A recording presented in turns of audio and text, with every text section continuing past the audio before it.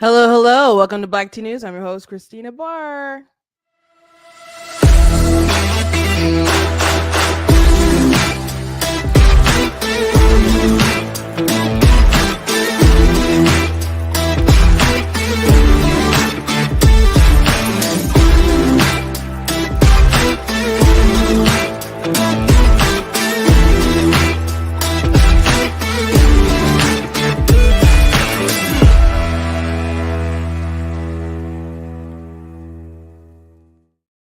Hello, welcome to Black Tea News. I'm your host, Christina Barr, and today we're going to be talking about this battle of surrogacy and IVF, this discussion that I've been following over the weekend between like Ali Stuckley and Chad Felix Green and other people that I believe has spawned off because Guy Benson with Fox News, he is married and he welcomed a son into the world. And so he had lots of congratulations, but there are people who were not okay with that. And so there is lots of conversation, lots of back and forth with some people who I don't know, seem to want to belittle the conversation down to you guys just don't like it because he's gay. And there was lots of conversations about the ethical implications of IVF and surrogacy and of whether you're gay or whether you're two gay men or two lesbians or whatever, depriving a child of that father or mother figure on purpose. So people kept conflating it with adoption, which wasn't the same because people are like, you're purposely constructing it. Adoption may be like trying to make the best out of of a situation that exists, but with what Guy Benson or Dave Rubin and other people are doing is that they're actually constructing a situation to deprive a child of their biological parent. Yes, they'll still perhaps be with a biological parent, but you have to explain why it's ethical to be like, I want to bring a child into the world, and I'm going to make sure that they don't have their biological mother. You built that. That was your intention. You'll have to explain why that's why you think that's a moral position to have. And so even with the back and forth that I followed a lot throughout the weekend, Chad Felix Green still came out with an article talking about the homophobic right, and he is on the right, but he's I guess shocked at the conservatives and their homophobia. And I just think after all the conversations that I saw, and I was tweeting at him, other people were tweeting at him, and you don't see everything that comes on your mention. So I know that people made good arguments and stuff. But I know he responded to Ali Stuckley, who explained things thoroughly and has a lot of videos on surrogacy and interviews and so on with like experts and people who have been raised up out of that, who've been people who have been surrogates and other things like that. So an interesting conversation I suppose we'll have today. Also, Trump over the weekend retweeted a rap video, not tweeted, but on Truth Social, had reposted or whatever.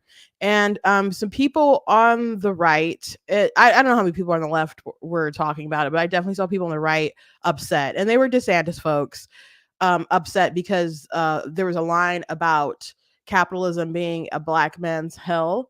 And so they're like, oh, the Trump retweeted this. Now, I think there's a more charitable way to look at the lyric, but I don't know if I'm correct at the way that I'm interpreting the lyric.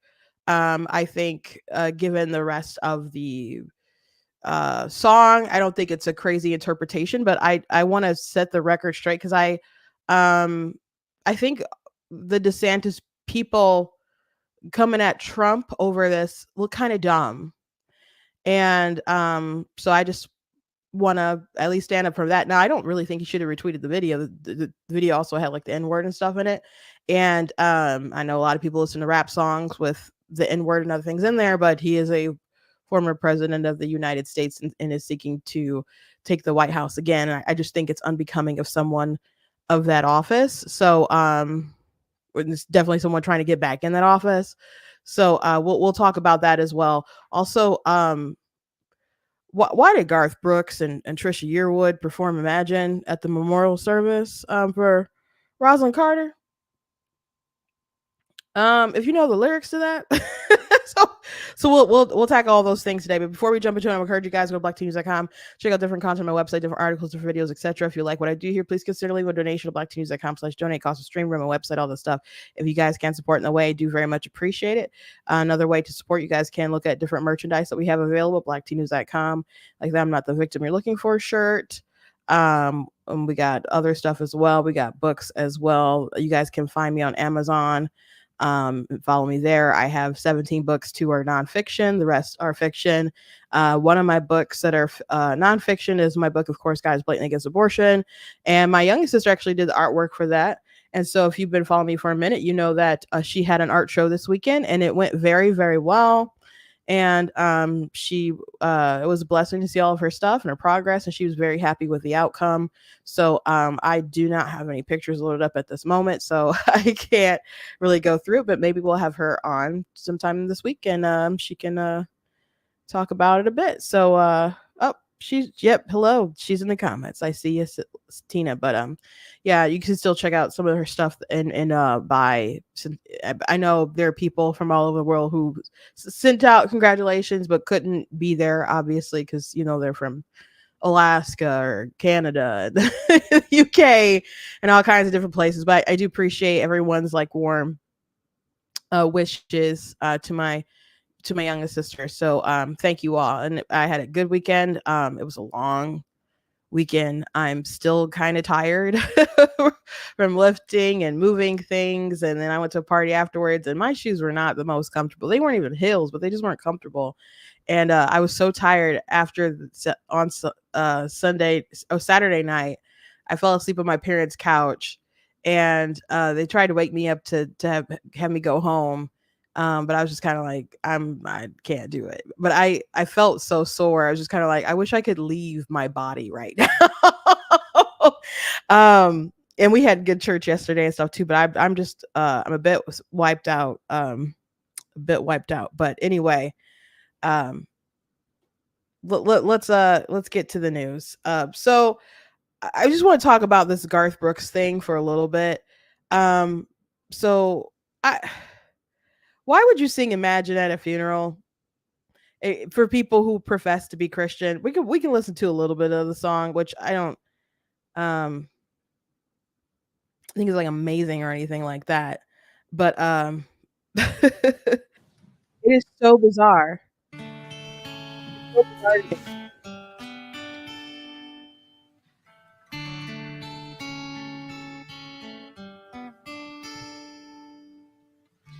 Imagine there's no heaven.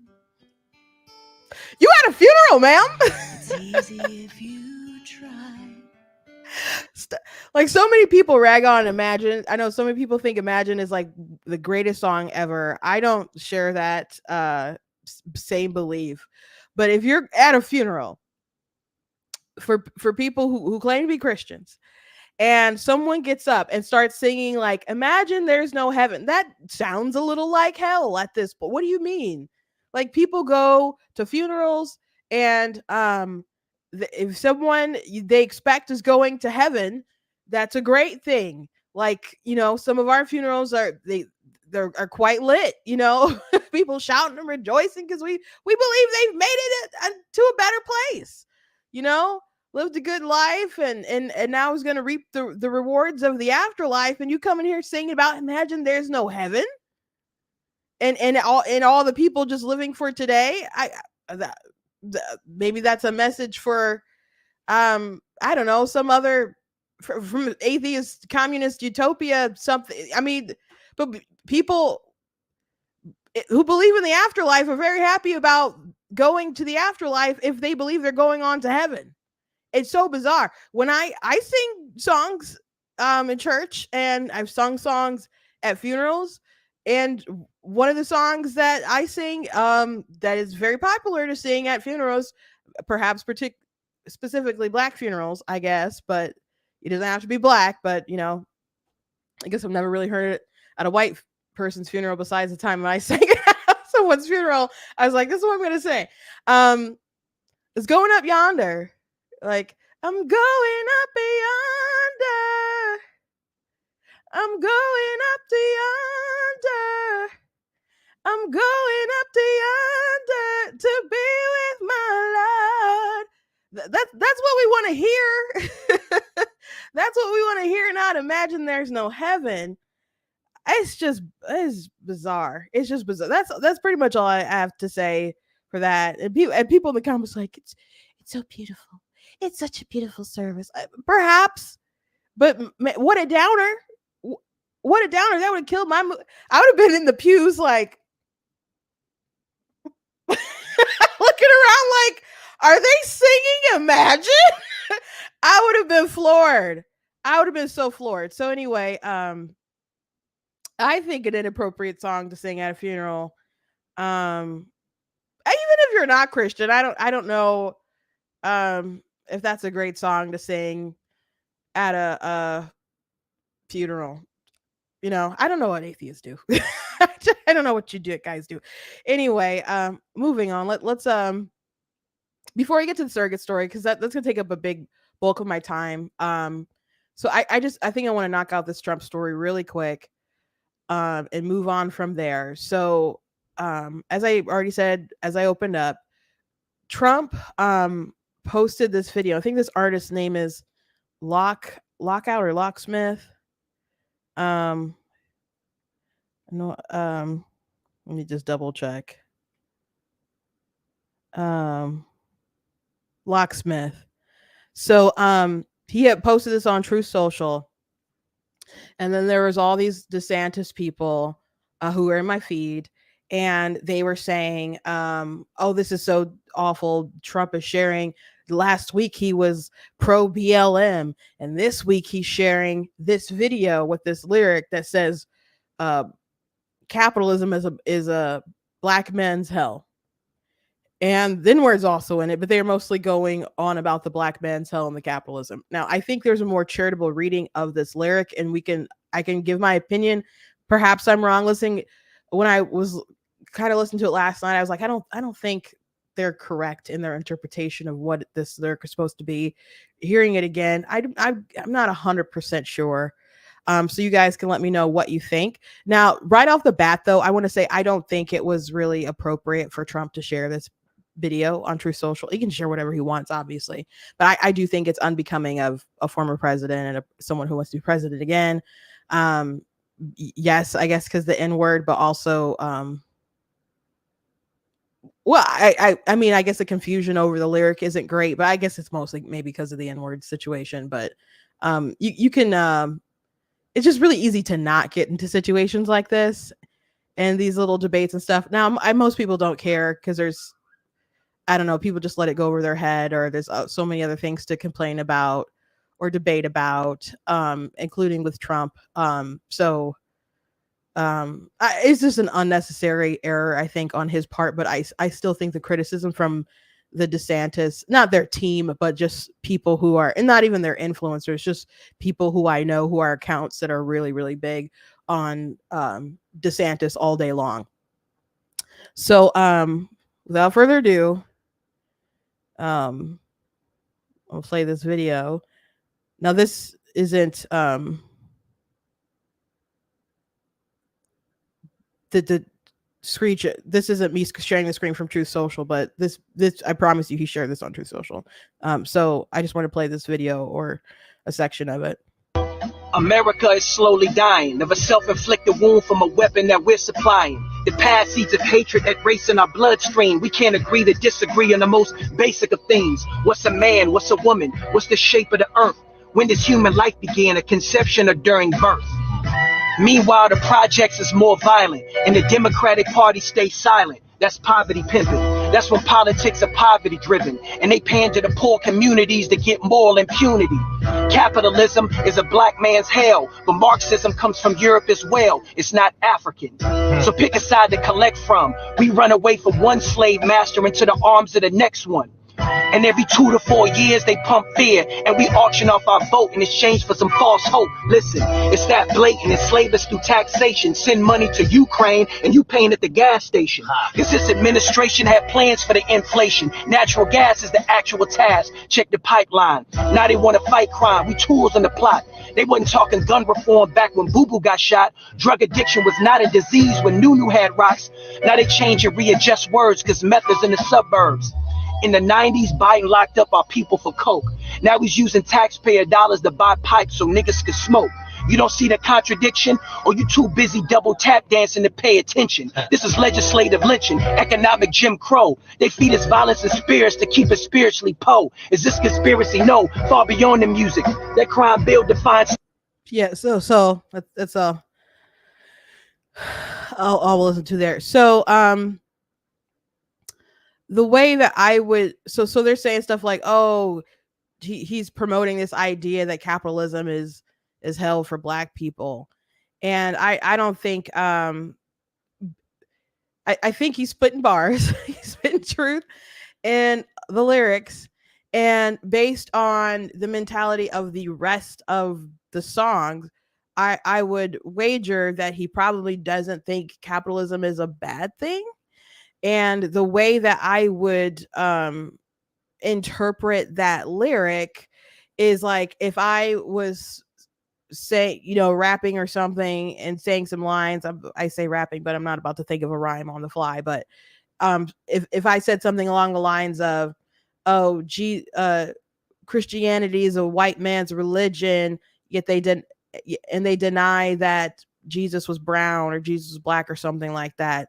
Couldn't think of a rhyme. I'm sorry. At least not on the fly. So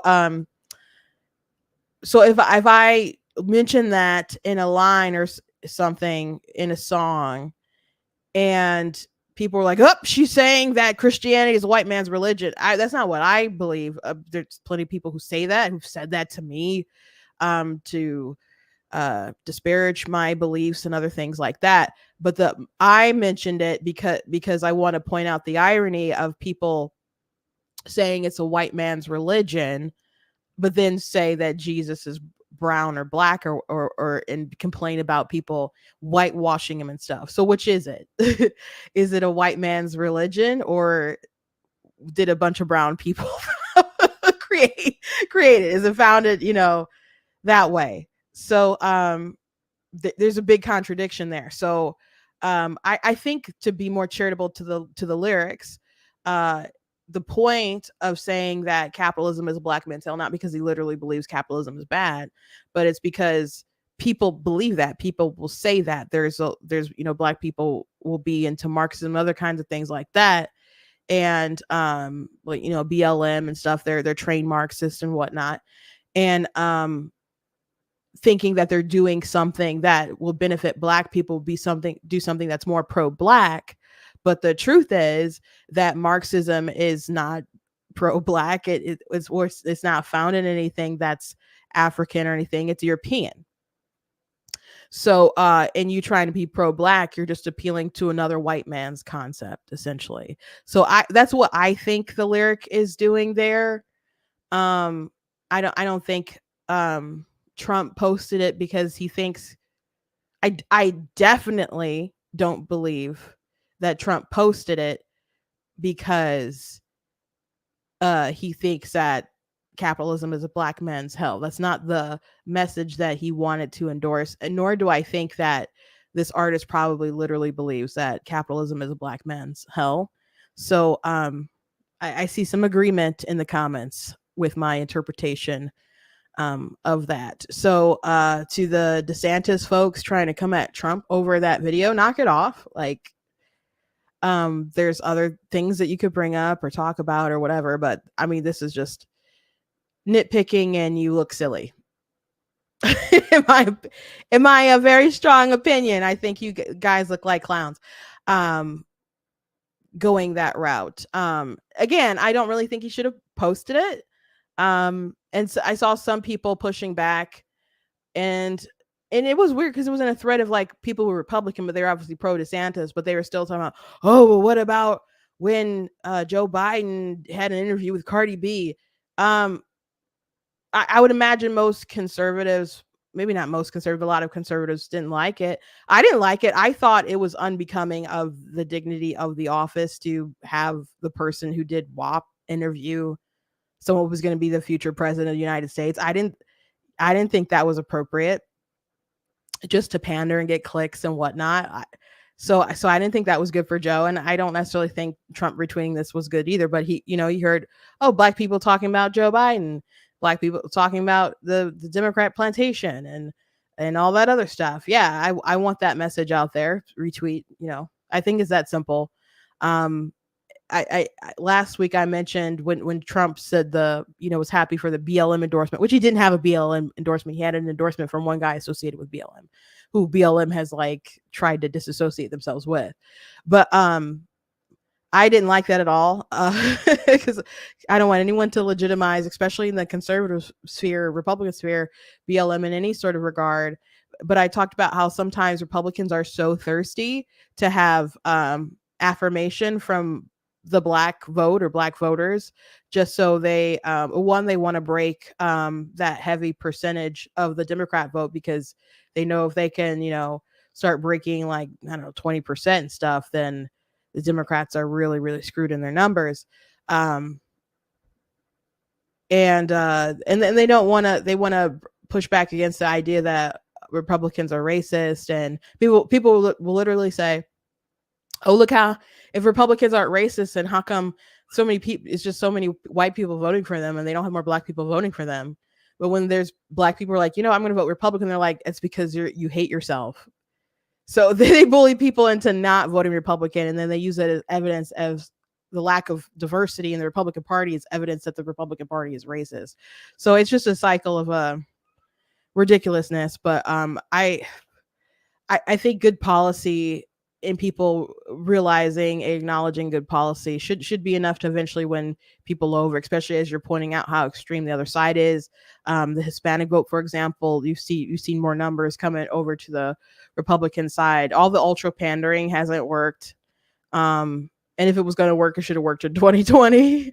So, yeah, don't be so thirsty that you retweet videos with the N-word. That's just, my advice. But especially, if you're the you'd be like, well, Christina, you just played it. I'm like, I'm doing commentary about it. So I'm not a president. So I think it's a little different, how different people use their platform to elevate certain things. So, but you spin bars, definitely spin bars.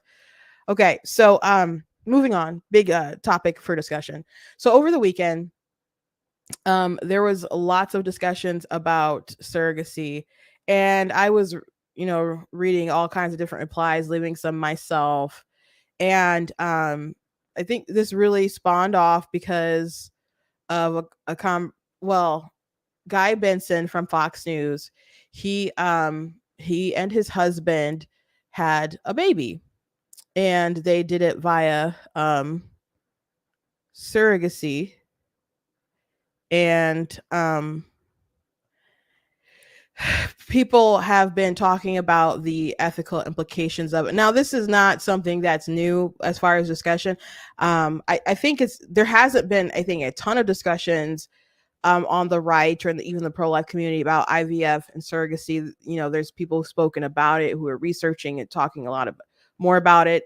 But it hasn't been a huge conversation.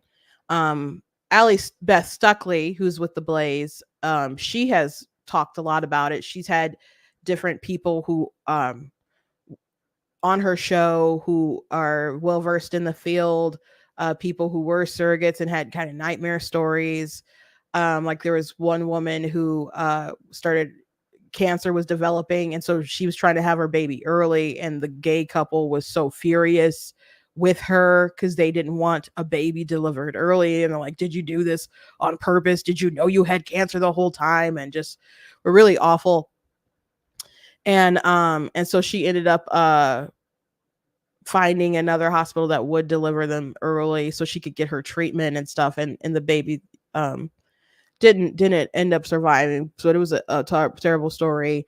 I was listening to an episode she did a while ago about just some of the things with IVF and surrogacy that like there's different uh people from China will have surrogates like in California have their babies, and then they'll be, since they're born in the US, they have dual citizenship, and then there'll be someone who will come and, you know, be there like on the spot to take the babies and stuff.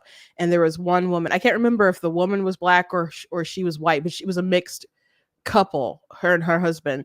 And when she gave birth to two babies, and one was Chinese and one was mixed because she had gotten pregnant by her husband the same time she had was, you know, impregnated by the via surrogacy.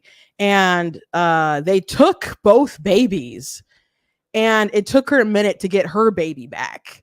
So there's just all kinds of crazy stories out there that I'm still learning about, still reading about. But I definitely think there's a lot of issues, especially with if you're creating multiple eggs and uh, freezing them and so on, and some are destroyed and some are on are frozen, just waiting in time, because when that sperm does meet that egg and they're fertilized, that is a new life that has been created. So what are we doing? So I think there's a bigger conversation to be had in the pro life community and other stuff. The surrogacy and IVF, it's been outlawed and banned in a lot of different places around the world, but in the US, we definitely probably need to take more of a look at what's going on here. So Guy Benson again. I'm pretty sure all this conversation's spawned off because, you know, he posted a picture of his baby Conrad, and I think it's a cute kid. So lots of, you know, people in the comments offering congratulations, and a lot of, he ended up turning off these uh replies. I'm assuming he probably got too many negative ones.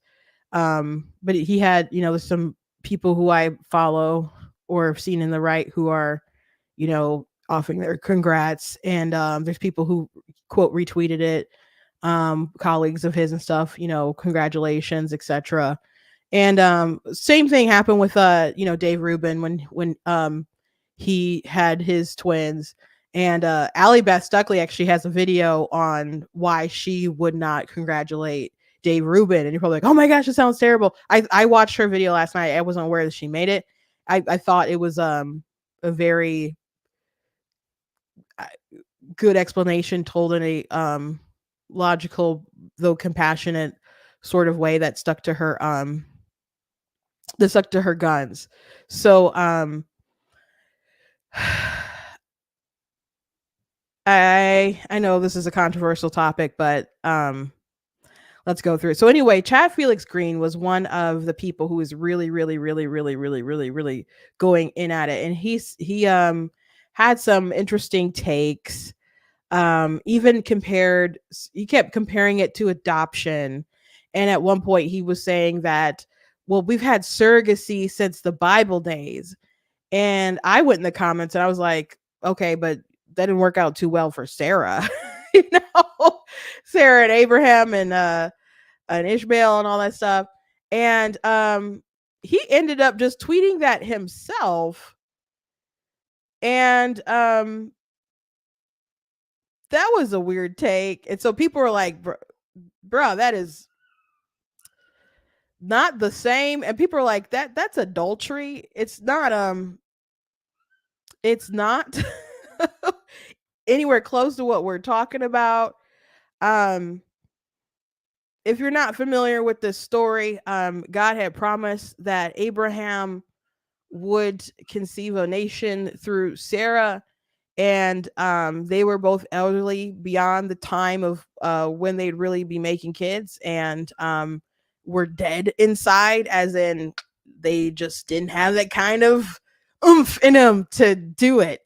And so the Lord started working on, you know, their bodies, but particularly Abraham. And so Sarah was like, well, the Lord's doing the work in you. And she just doubted. She doubted that the Lord was going to use her in that sort of way. So she's like, okay, well, you can go ahead and go make a baby with Hagar. It's kind of like, you know, the same thing, because she's, you know, my person under me. So you can go go ahead and my servant Hagar. And so he conceived with Hagar and had Ishmael. And so the Lord worked on Sarah and she had her baby. And so eventually there were some comments, and so she didn't like Hagar being there, and they like ran her out in the desert and stuff. And it just wasn't a situation where uh Sarah felt like that was her baby. It definitely wasn't like that. Obviously he slept with another woman, and it just was a big mess. It was a big mess, and definitely not what God said to do, God's promise. But people need to understand, when you're talking about different Bible stories, just because something is in the Bible doesn't mean that this is how something is supposed to be. There are things that are prescriptive and descriptive, and this was a situation where stories are told and you can learn a life lesson. But the life lesson in Abraham and Hagar and Sarah and Ishmael and Isaac and stuff is not pro surrogacy. That was not the moral of the story. So very strange to bring that up. Very strange for him to bring that up. And people were just like, bro, that is a self-inflicted L on your part. It was really bizarre. So those were the sort of takes that he was having um throughout the day. And so here's some more. He said, I don't see how surrogacy is any different than adoption. The right advocates for women to keep their baby and give it up to another family. How is it any different? And so lots of people answered his question and answered it well. And again, just he has a pretty big account. He's not going to see everyone's account, but I know that he's was interacting with Allie, and she made good points. So she said, I get this question a lot. Adoption redeems a broken situation. Surrogacy creates one. Adoption happens after the child has been created.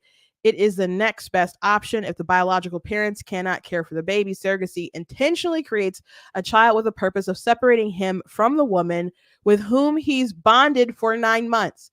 And when it comes to two men doing this, they're buying their eggs from one woman, then renting the womb of another, taking the child away, not just from the woman who birthed him, but also his biological mom. And of course, robbing a baby of the necessary care only a mother can give. Surrogacy commodifies babies and objectifies women's bodies.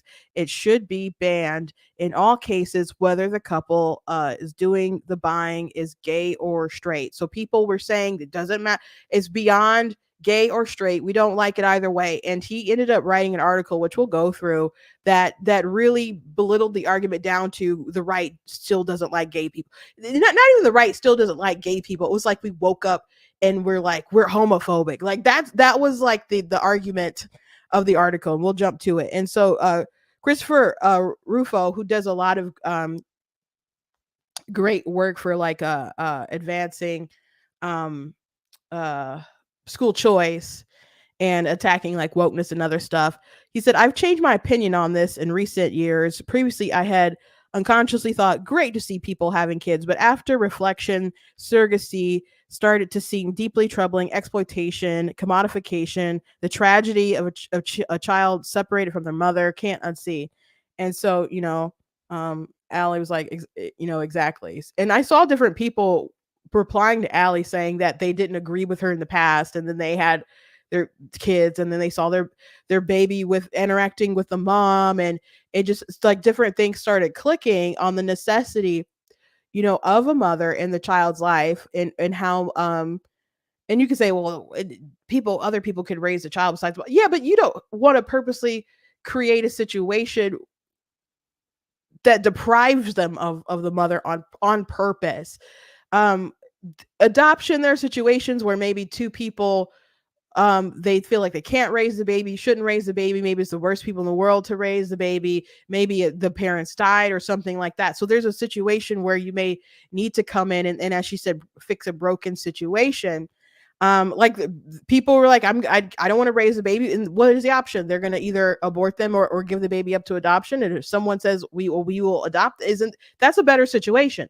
But constructing a baby in a petri dish and then inserting them in a womb that you've rented, and the reason why they have the eggs and then a different womb to carry the babies, they want to create as much separation as possible from that mother to destroy the claims, any sort of claims that that woman will have. And of course, you sign all that stuff away too. And in typical contracts for surrogacy, they do also give the option for, like, if the parent, if the buyer wants the baby aborted, that those things will be in the contract as well. Now, whether you can force that to happen is another thing, but they do put those clauses in the different contracts. So I I thought Allie was answering a lot of these good questions. Here she said something that I basically wrote in an article some time ago. Kids deserve a mom and a dad is not radical. We shouldn't buy eggs and rent wombs is not radical. These are very basic common sense positions that most people would have agreed to 20 years ago. If you see these things as radical, oh moderate conservative, consider that you have been swept up in the progressive moral revolution and have landed far left on where any human has ever been until now. And so I agree with that. Um, that I think this is kind of a new um idea. And it's funny that he even said that conservatives are being progressive in this situation, not just being able to, I don't know, read the tea leaves.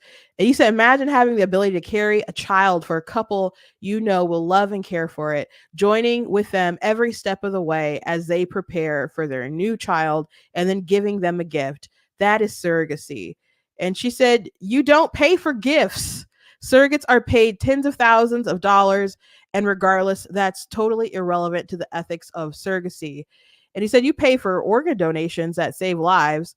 I'm like, what do you pay for organs? You might pay for like a surgery to put the heart in your chest or something, but what do you mean you pay for it?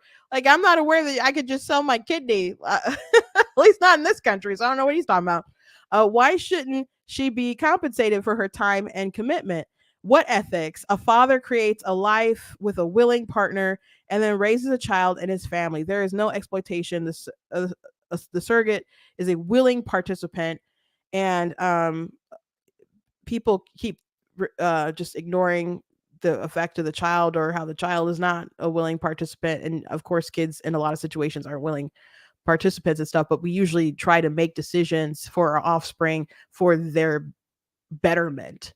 Um, and she said, I explained this in several replies. Consent-based morality is a radically progressive, vapid concept that conservatives should reject.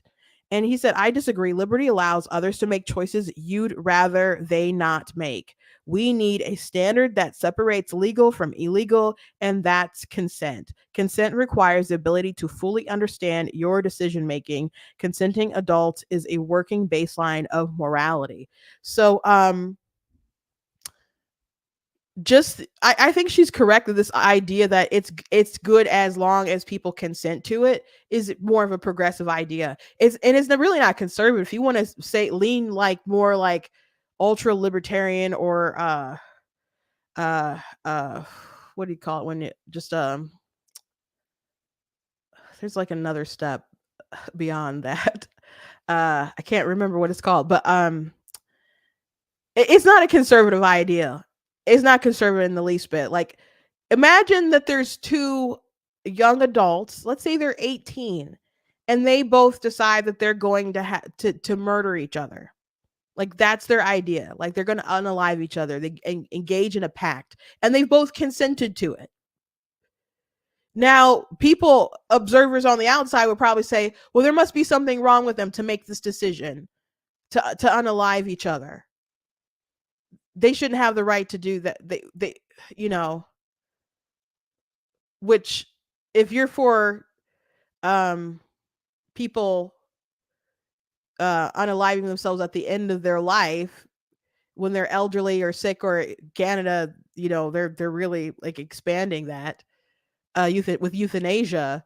um I don't know if you believe that's a right for people to be able to take their own life, which if someone really wanted to, I guess you couldn't really stop them, but have some kind of the aid of another person, and that's legal, then where do you get to draw the line that someone wouldn't be able to do that while they're young and, you know, not tampered with an illness or something, to make the decision like, yeah, we don't want to be here anymore. We just, you know, we're kind of done with bills. We're done with politics. You know, we don't know if there's anything after, but we don't think it's so great here. We'd still be like, nah, I don't think people should be able to do that. We would think that was immoral. We'd say we don't think that they have a right to take each other's life. We wouldn't want to get them help and etc.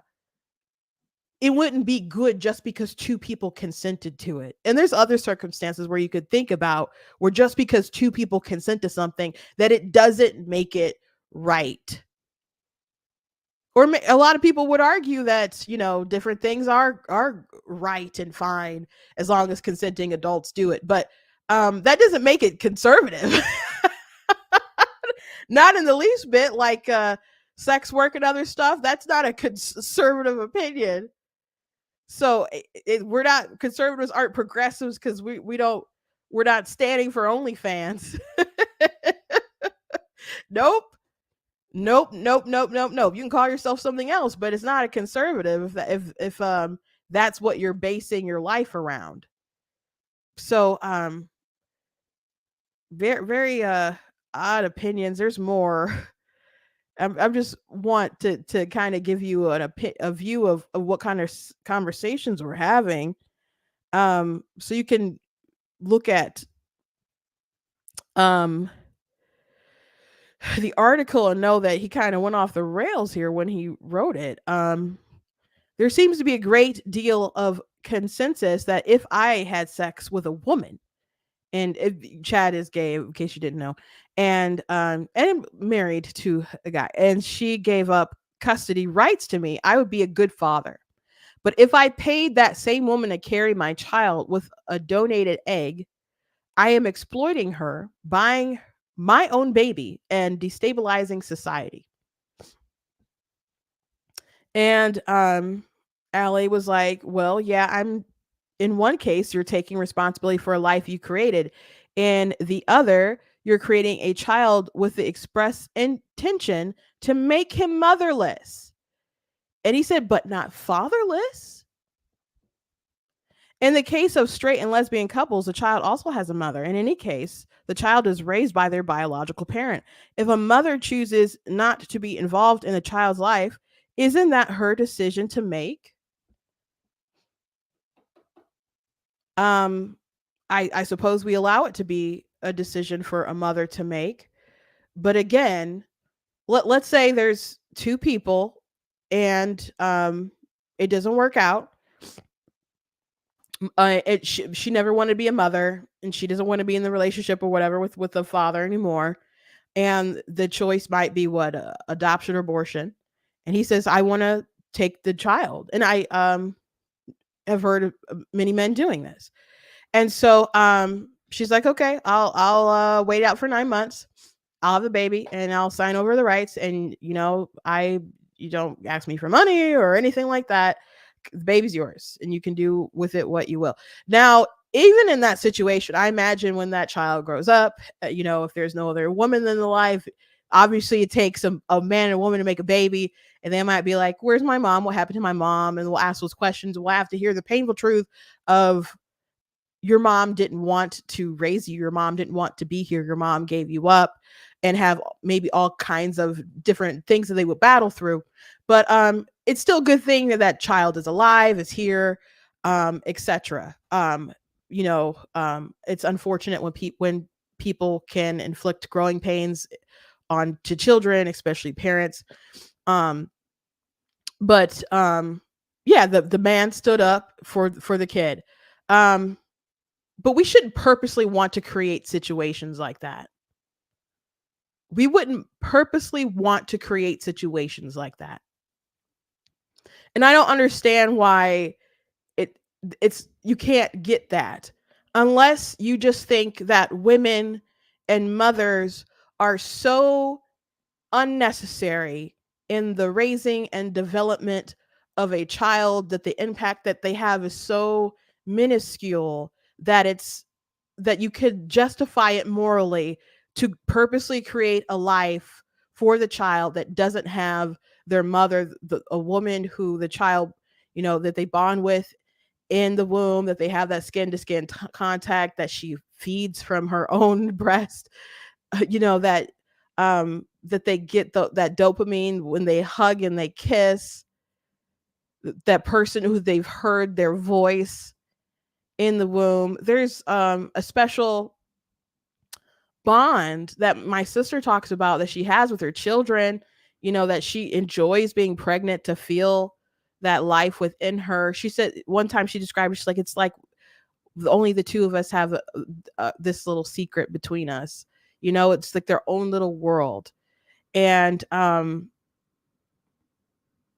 even people who are adopted and have good parents and good lives and stuff, there's people who are adopted who say they have no trauma, but there's like a movement, especially pushing back against the pro-life movement, because pro-life movement, like, don't abort, adopt. And then some people are like, oh, but what about all the trauma that comes with adoption? And they'll say that, people have a yearning for their mothers and their parents that did not raise them, and the trauma that can come along with that. Now, it's still a good thing that they're here, that they exist.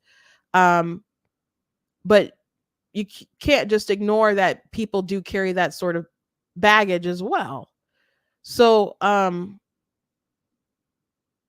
when two people have intercourse and a baby happens, that's nature. Like, I think people, in my ideal world, people would contain themselves and they would get married, and then they would have kids. That you wouldn't have one night stands, you wouldn't have, hookups, you wouldn't have people cohabitating, outside of marriage, that you would that people wouldn't be sleeping around casually. You wouldn't have these oopsie babies outside of marriage, etc. Which, abortion, all sorts of things would go down, because 86% of abortions are from unmarried women, actually. But we don't live in the perfect world, that according to the Bible, we don't live or at least God's morality, or what I would set. People make their own decisions, people have kids, etc. Okay. So you try to build the best situation as possible for who comes along. But that's something that results in the natural process of people procreating. Two men going at it, two women going at it, will never reproduce children. It will never happen. So in order for them to create a child, they have to do the whole womb thing. They have to create the child in a petri dish. So whatever decisions you make about this child, it's very intentional. It's very intentional. And I would like to think, I've never met Guy. I've never met Dave Rubin, and many of these Lance Bass and other folks who've gone through this process. But I can understand wanting a child. I don't have children. I'm not married, so not gonna happen, at least until I am married. So I hope it happens. But I don't, and so I understand. Some degree, that need and want, the desire to have a child. I don't understand. I guess I can't, comprehend the reality of being attracted to someone that I could never have children with. And that is a sad reality. But just because you want a child to love doesn't mean that you did something loving for your child when you decided to create them with a motherless life.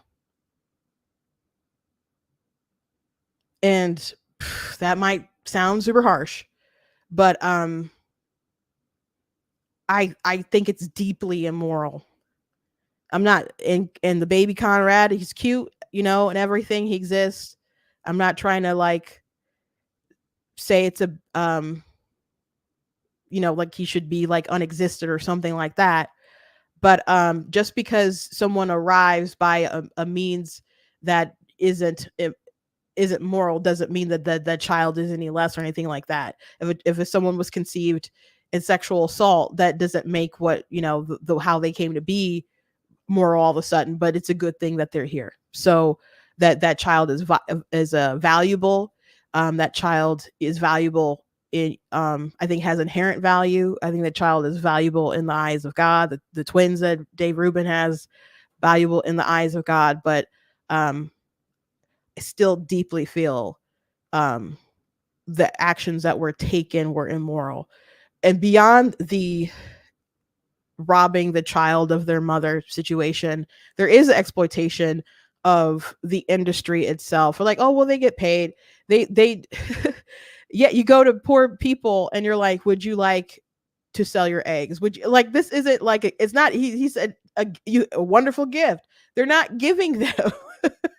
They're buying the eggs, they're renting the wombs. So if you want to talk about consent, how much consent is there really there with that incentive of the money or coercion with the money, etc. You know? So there's that, but there's also how many eggs are you creating? How many embryos? I mean, how many embryos are you creating?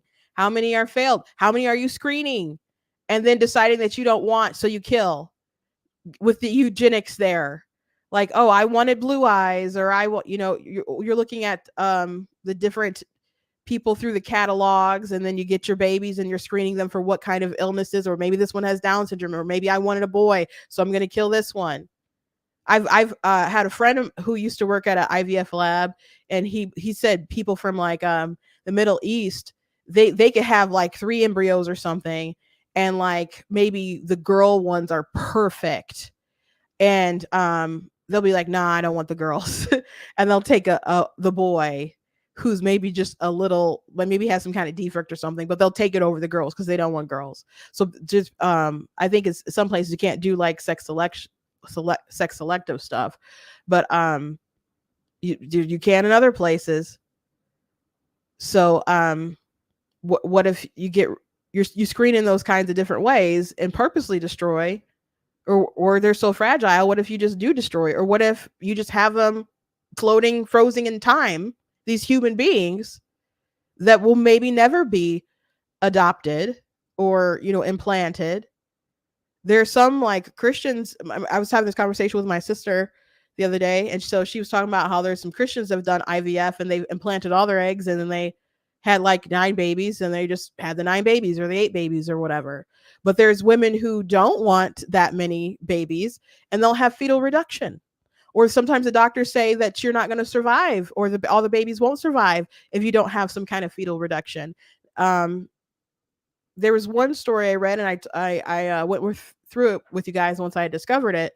Um, you know, Man and a woman, they really wanted to have kids, biological kids. So they went through the rounds of IVF and stuff, and so they're like, okay, we're gonna implant 2 eggs, and they're like, what are the odds that one will become a triplet or whatever, or twins or whatever? And they're like, oh, it's really low.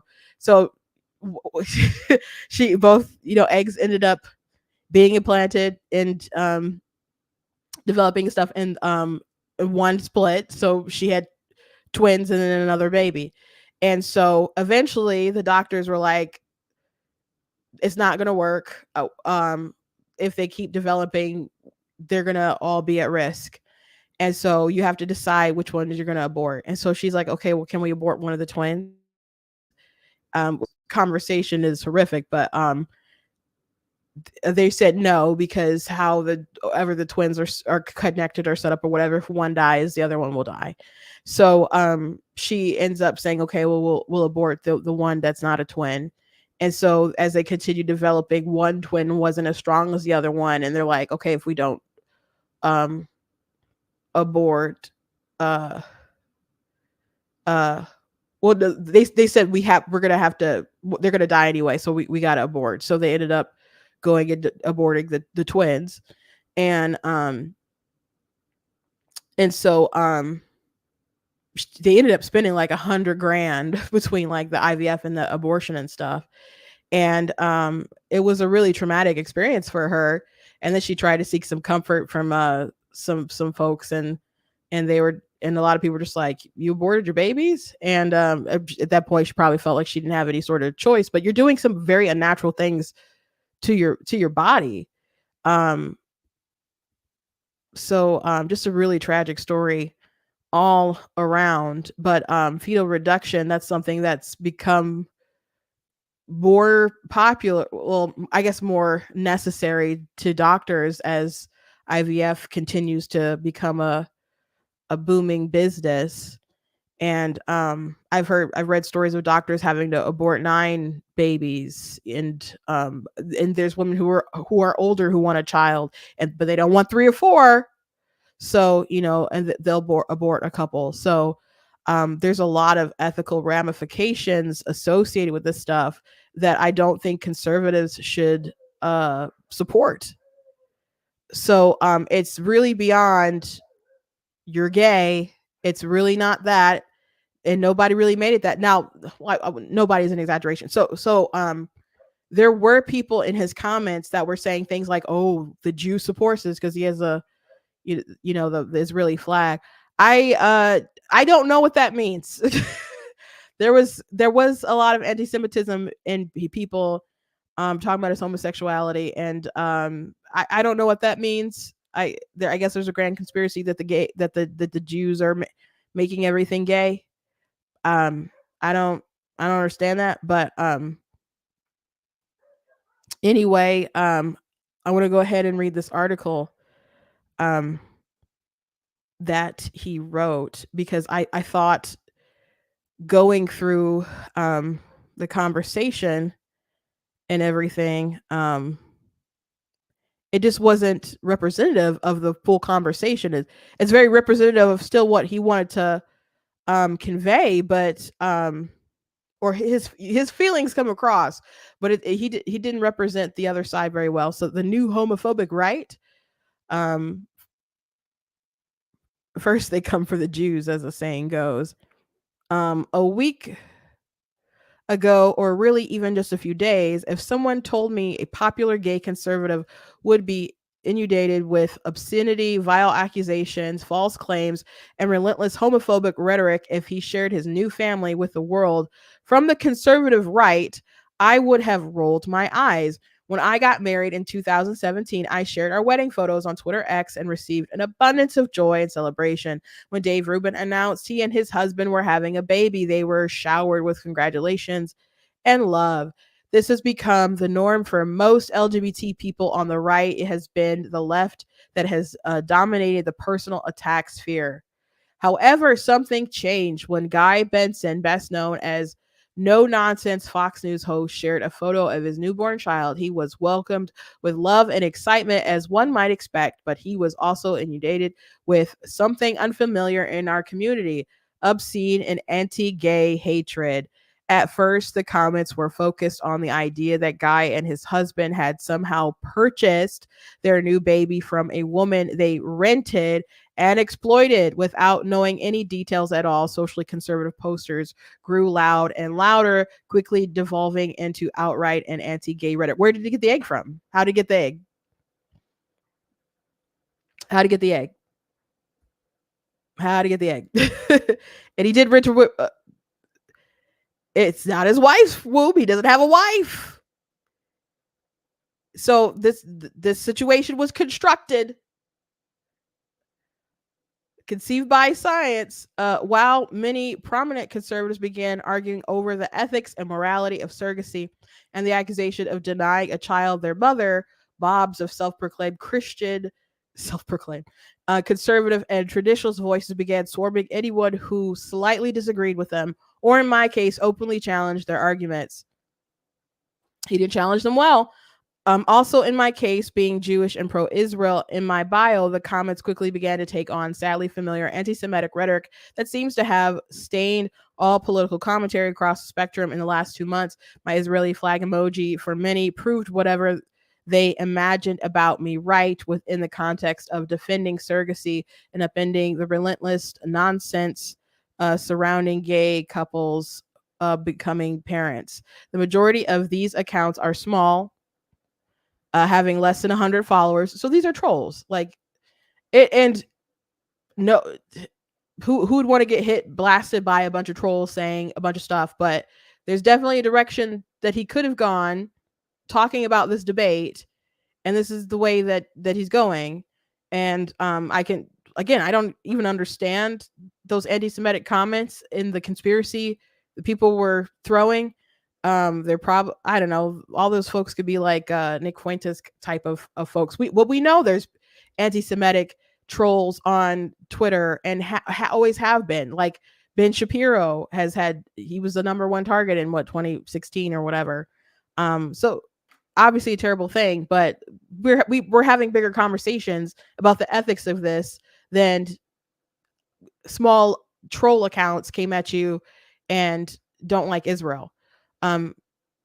They just swarmed, appearing out of nowhere. My feed became accessible of obnoxious 1980s religious right talking points, ridiculous accusations of supporting human trafficking, and worse, and as always, anti-Jewish rhetoric.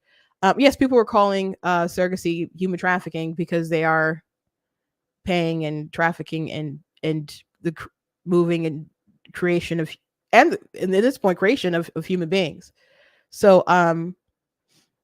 it seems like he did the air quotes with renting wombs and exploitation as if those things aren't a part of this industry.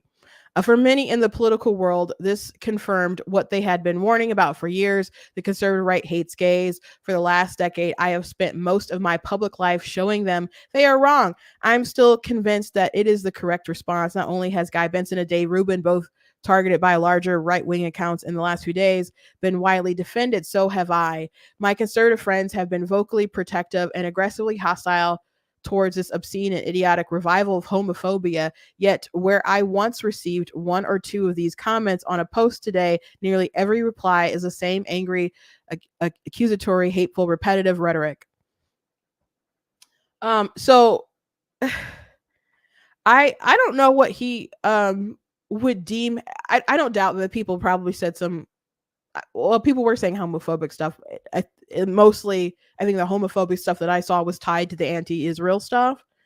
But if people think it's homophobic for people to not like how Guy or Dave constructed their children, that's not homophobic. And the air quotes to the Christians, conservative Christians, being like against gay marriage isn't a new thing. Or I didn't even see anybody really address the marriage thing. I'm not saying he didn't see it and get it, because his notifications are obviously different than mine. I watched a lot of this, and how this article is evolving is very strange to me. Anyway, movement and sometimes a change can be abrupt. Democrats, for example, have witnessed an extreme shift between their pre-AOC and post-AOC colleagues when Hamas brutally attacked Israel out of nowhere on October the 7th. Legacy Democrats immediately spoke out against it. Barely a week passed before we started seeing the more progressive branch begin accusing Israel of causing the conflict. And by the end of the month, the loudest Democratic voices were chanting genocide and openly defending Hamas on TV. Hillary Clinton became the most rational voice in the conversation when she clearly explained on The View why the ceasefire would be devastating for the region. Meanwhile, the squad was holding their fist in the air, declaring absolute allegiance to the Palestinian cause. Left-wing activists have centered, as they like to say, the most extreme anti-Semitic voices in their movement, and they've managed to build an astonishing following of passionate fellow activists happy to march in the streets for one of the most brutal terrorist organizations on the planet. On the right, the story is very much the same, sometimes identical in terms of anti-Semitism. Overnight, it seemed massive accounts on Twitter X that catered to what has become the Trump MAGA America First movement began spouting the most obscene anti-Jewish rhetoric imaginable. Relentless propaganda has flooded the platform as these huge voices dominate the conversation. It was inevitable. As the left has pushed their movement further to the left, the right has reacted in equal opposite push to the far right.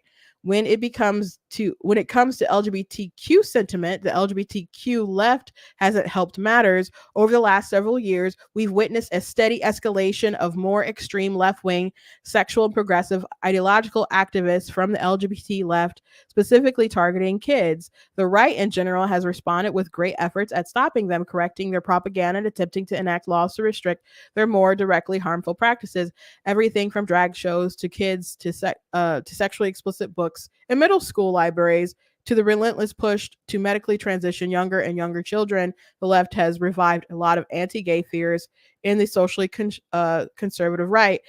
As happens whenever the political pendulum swings, the backlash tends to reach farther than intended. This is what we are seeing now. More and more, anything associated with gay people and children is viewed with the same outrage and blind hatred, including gay parents raising their own biological children. So he's still going back to this. Guy, I don't know if Guy or his husband is a biological father. It's not both of them. That still does not make it moral to create a child to purposely be without their mother. And I don't understand why it's been repeated several times to him and other people. It doesn't make sense why that cannot get into his brain. And the only reason to not think it's a big deal is if you just think that women and mothers aren't a big deal. That's the only way to look at it. For many of us who are LGBT and align ourselves with the right, this has put us in a very awkward position, similar to what Jewish conservatives have had to deal with in the last 2 months. It feels like the entire conservative world has turned on us. For Jews in general, this has simply been the world itself.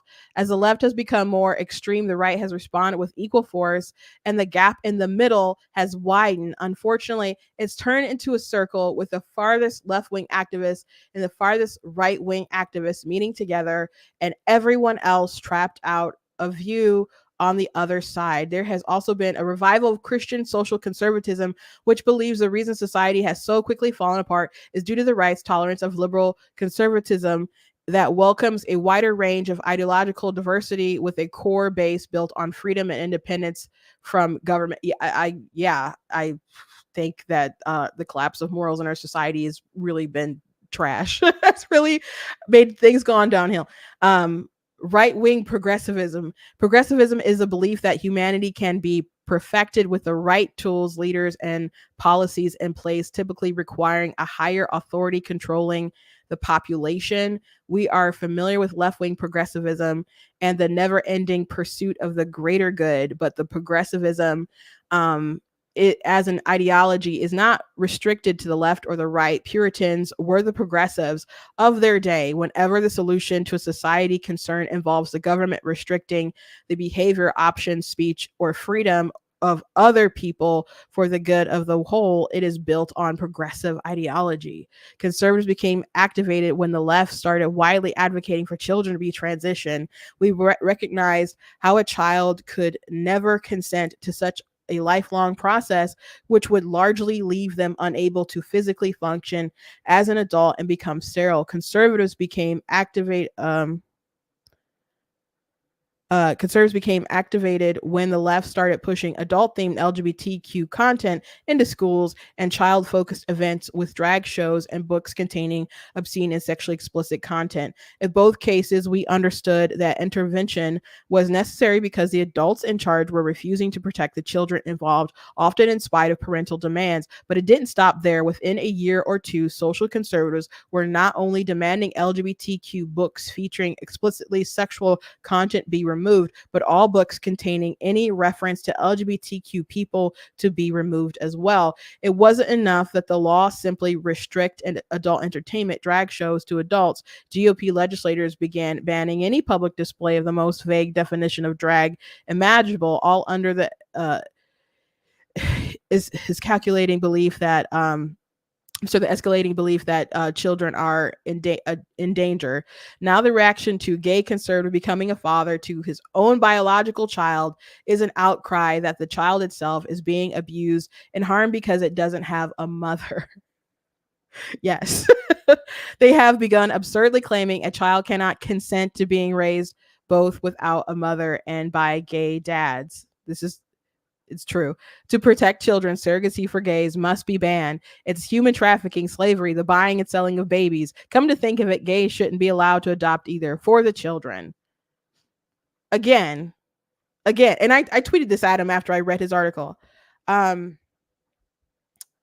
why do you think it's moral to construct a child with the intention of depriving them of their mother?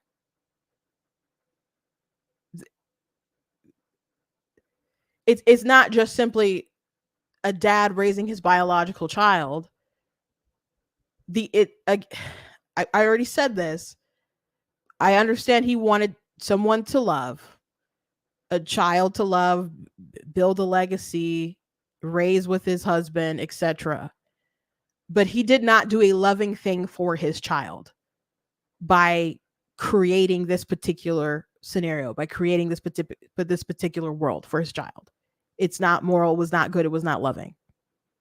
I'm not saying that he doesn't love his son. I'm not saying that he can't still raise him to the best of his ability and isn't going to do a decent job. But he brought his child into the world and deprived him of something that children deserve. Not all children get, unfortunately. We live in a broken, fallen world. But he did this by design. He did it by design. So yes, that is harmful. Unless you can make the case that women and mothers are unnecessary and irrelevant, and children don't long for them, that children don't need them, that children don't benefit from them. Unless you can make that case, and I don't believe he does. Good intentions, as I say. This sudden uprising of social conservatism, believing itself justified in the pursuit of not only protecting children directly, but also in the abstract, is fueled by the instantaneous satisfaction of mom mentality social media provides, just as the left and the right are both marinating themselves as a constant stream of anti-Israel genocide. Children are dying of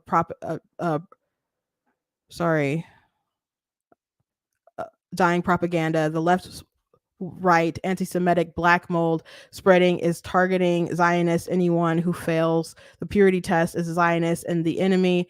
Now the right is targeting anything associated with LGBTQ as equally dangerous pedophiles, groomers, and simply refusing to think beyond those extreme emotional justifications for bigotry. I see all this as an extreme pendulum swing. For months and months, I have said that a backlash to LGBTQ insanity was coming, but even I didn't expect it to be this dramatic and intense, targeting all of us equally. There's a growing movement on the right to purify the conservative world and purge all liberalism that has infected it, starting with the gays. Those who believe America must revive the relentless return of traditional values mantra are isolating themselves in a massive echo chamber that will grow more and more hostile towards dissent.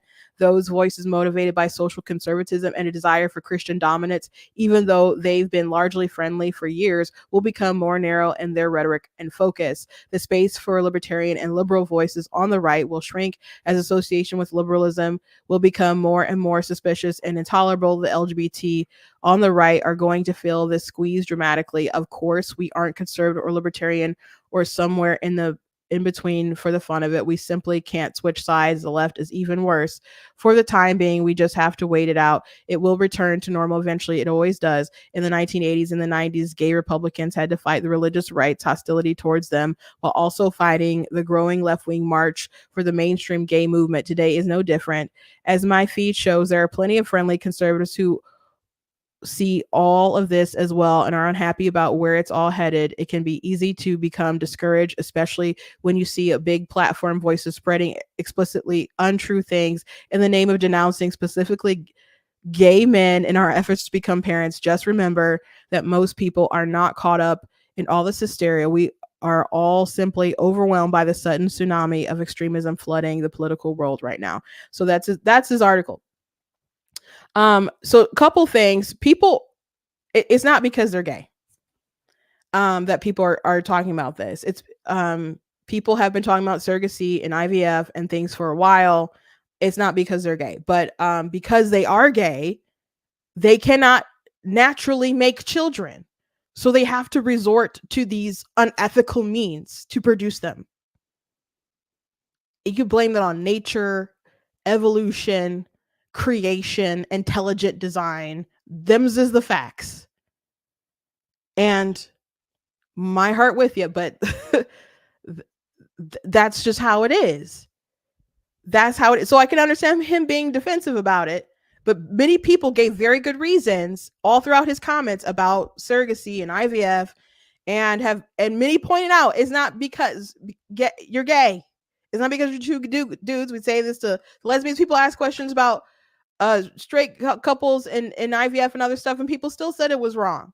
So this is beyond Guy Benson and his husband and Dave Rubin and his husband, but it just sparked that conversation because he announced that he had a child on social media. So it became a topic of conversation. But when Khloe Kardashian on her show talked about how she had trouble bonding with her child that she had via a surrogate, I can promise you, people on the right were having conversations about surrogacy and the impacts of the bonding that happen, or the lack of the bonding between a parent and the child. When Nick Jonas and Priyanka Chopra got together, well, they didn't get together. They got a surrogate to have their baby because their schedules didn't align up. So if your schedules couldn't align you up enough to make a baby, I don't know how the heck you plan to raise the baby, because that preparing that time while the baby is cooking is when you kind of start to try to get your life in perspective and things in order a bit. It's after having the baby is when you have to really pump the brakes on stuff. So that's pretty incredible, and people had lots of conversations about that. Those are two straight people. So it's no one is picking on you because you're gay, besides the trolls with the small accounts. But plenty of people gave really good remarks. And then I saw other people who were like involved in the conversation as well started having polls of like, are you homophobic? Like and they describe, it seemed like they were implying that homophobia was like you disapprove of, you're repulsed by it, or you don't like the act or whatever. And I'm just like, people are like, well, there's lots of things we don't like, but that doesn't mean, like I said, I don't approve of any sex outside of marriage. That doesn't mean that I hate people who are having sex outside of marriage. That doesn't mean I'm hateful or fearful of them. But it was like, but he kept making polls like, you gotta you gotta like the gay, you gotta like the gay sex, or you're a bigot or so. It was so weird. It was so bizarre.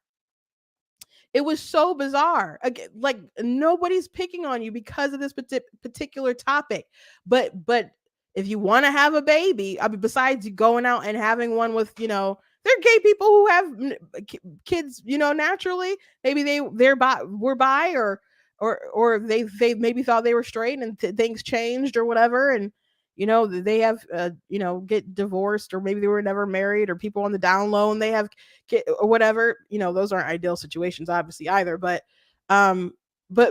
the idea that two men want to have a baby, so they buy an egg and rent out a womb, you're biologically limited, and so your option is this unethical thing, and it is unethical. I mean, we could debate about whether it's unethical, but he didn't he really didn't give a good argument why it's not, other than well, they're still with their father, so it doesn't matter that they don't have a mother. And that sort of ideology, I think, which Allie already said, and I wrote an article about this some time ago, ties into, like, if you don't believe that there's real biological differences between men and women, that they're complementary, that they can be just replaced, like two men can replace a woman, a mother. If you believe that, it's not too far off to see how people think that they could just take some hormones or do some different social things and become a man or become a woman. We think that's silly, but when you disregard women so flippantly and you think that you can just play God in a lab and start just changing some things around, why wouldn't you have that screwed up sense of mentality? And oh, and it's so bizarre to me that he's like, oh, this new spring up of conservatives and these Christian right and their social conservatism, as if it's a new kind of concept. Like back in 2008 and stuff. Do you know what people in California, they shot down gay marriage. They shot down gay marriage because people were like, um, hey, if gay marriage becomes legal, they're going to teach this stuff and they're going to have different stuff in schools, and we don't want it in the schools. And so people on the right obviously didn't vote for it, but there are people on the left, especially minorities, that are like, yeah, we don't want it in the schools and other stuff either. And so of course the Supreme Court overturned it, and then gay marriage became legal everywhere, and then it just became like this agenda. You can't say it's not an agenda. There's a book called on the raising the something on the ball, that's a propagandist, but well, they said it was propaganda, but it was like how it was a book on how they were going to turn um America into a pro gay kind of haven and stuff. And they had ideological subversion and all sorts of different things to um make people okay, including like flooding different media and stuff with so much homosexuality that you're just accustomed to it, and you learn to live with it. Like you don't care about what being wet when you're just in the water all the time, right? So that was kind of their ideology, and then to associate any sort of opposition to it to like I don't know, other distasteful things like I don't know, bigots from Jim Crow and other stuff like that. So y- when you look at different TV shows, there is a disproportionate amount of LGBT on the different shows and stuff. That's by design. Disney, other groups, that's by design. And eventually we got to a point where it's not just about sexuality, it's about gender identity and stuff. So the slippery slope was real slick. So and people had these concerns back in the day, and I don't think they had enough imagination for their concerns, but they weren't wrong. So acting surprised, like, oh, these social conservatives, they just, I don't know, popped out of nowhere, is just, I don't know, kind of insane to me. So I guess I want to know exactly what Chad Felix Green thinks that he's conserving, if he considers himself to be a conservative, because um Judeo-Christian values, I think most conservatives would be like, yeah, I want to conserve that. I mean, there's also fiscal conservatism, and there's people like the three-legged stool of conservatism was like social conservatism, fiscal responsibility, and also like strong national defense. And I don't know, it's out of the three things, it would seem like strong national defense is kind of the one that's the most debated about, because there's so many people who are like isolationists and stuff having those conversations stuff on the right. But social conservatism, if that stuff falls away, like the idea that life is sacred, um you know if that just starts falling away, where do we go from there? Like, if you really think that it's okay to make these embryos, and I don't know how many Guy made, I don't know how many, well, actually I think Dave talked about how many they made and stuff. I don't know what happened to them. I don't know if they all died in the process or some of them are frozen or whatever. But if you believe that life starts conception, that's not a belief, that is a scientific reality, that our lives as human beings began, my life as an individual began the moment that that sperm met the egg, when it was fertilized. um how can we be okay with the fate of what happens to so many during these processes? and just go from there. There's a lot of things that are unethical about the process, but to just focus and like they're picking on the gays was just totally the wrong take. So I thought it was an interesting conversation. And I think Chad and other people were really in their feelings about it. But if we got it coming ahead with the social conservatives, I mean I hope the social conservatism wins. But um, if you really can't understand why it's wrong to build a child with a motherless life on purpose, I I don't know where we go from there. I can't wrap my mind around him not being able to understand that. It is obviously different than adoption. Obviously different than adoption, but he just wouldn't receive that. So anyway, I hope you guys enjoy the show. Yeah, got a comment here. Surrogacy / egg harvesting, sperm donation is human trafficking, period. Yeah. You are trafficking in human beings. And he didn't really ever, I don't think I ever saw him present an argument that it really wasn't. He would just keep comparing it to other things. And I don't know. I think I'm gonna write something and reply to this because I just think it was such a crazy article. But thank you guys for joining me. I hope you guys enjoy the show. Please go to blackteennews.com, check out different content on my website, different articles, different videos, etc. If you like what I do here, please consider leaving a donation at blackteennews.com/donate. It does cost to stream more on my website and all that stuff. So if you can help with that, I do appreciate it. Check out different merch on the store. Like I'm Not the Victim You're Looking For. I got different books as well that you guys can check out as well. So thank you guys, and I will see you tomorrow.